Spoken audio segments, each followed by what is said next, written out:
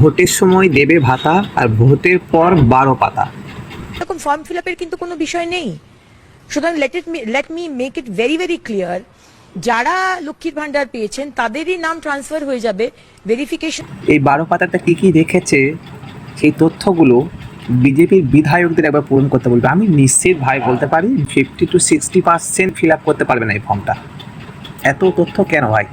আজকে ভ্যাকসিনেশন নিতে বলা হয়েছে এবং সরকারের দেওয়া ভ্যাকসিন আপনি নেননি, আপনার সন্তানদেরও নেননি, এটা আমাদের জানতে হবে।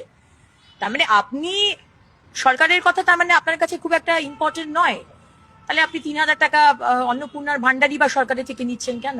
রুকো যারা, সবার করো।